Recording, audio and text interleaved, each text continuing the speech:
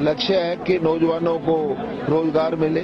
लक्ष्य है कि रोजगार जब तक न मिले, जिन नौजवानों को उनको कुछ न कुछ अलाउंस मिले। ये आवाज हिमाचल के बेरोजगारों के लिए थी।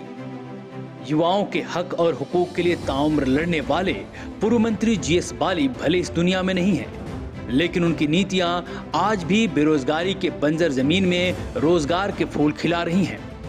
हिमाचल की सरकार ने एचआरटीसी में पीस मिल वर्करों को कॉन्ट्रैक्ट पर रखने का ऐलान कर दिया, लेकिन इस योजना के आर्किटेक्ट रहे पूर्व परिवहन मंत्री जीएस बाली की भूमिका और दूरदर्शिता का ही नतीजा था कि एक वक्त में पीस मिल वर्करों से पल्ला झाड़ने वाली प्रदेश सरकार को आखिरकार उनका हक देना ही पड़ा।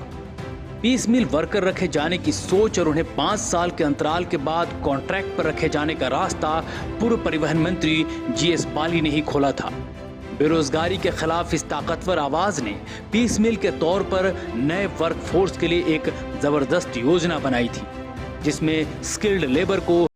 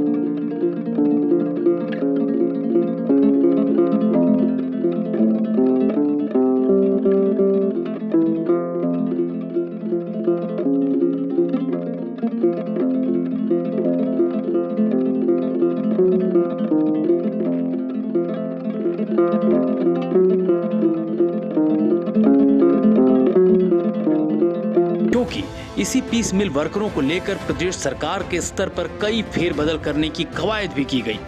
यहां तक कि यह साफ कर दिया गया कि प्रदेश की जयराम सरकार आगे से पीस मिल के तहत कोई भी भर्ती प्रक्रिया नहीं करने वाली। 21 दिसंबर 2021 को एचआरटीसी के मैनेजिंग डायरेक्टर संदीप कुमार ने नोटिफिकेशन जारी कर इस योजना को बंद करने का आदेश दिया।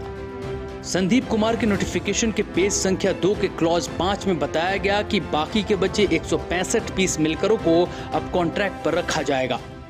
यानी कि इसके पहले ही जीएस बाली ने अपने कार्यकाल में ही मंत्री रहते हुए एक बड़े हिस्से को कॉन्ट्रैक्ट पर रखने का काम कर दिया था। पूर्व मंत्री बाली कहते भी थे कि जो मैं कहता हूं वो करके दिखाता हूं। उन्होंने युवाओं से वादा किया, उसकी एक अहम कड़ी भी आज पूरी हो गई।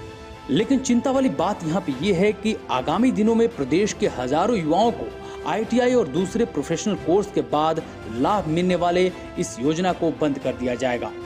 वैसे निजाम बदलने के बाद एडमिनिस्ट्रेशन का शहूर भी बदलना पुराना है, लेकिन अब निगाहें आरएस बाली की ओर हैं।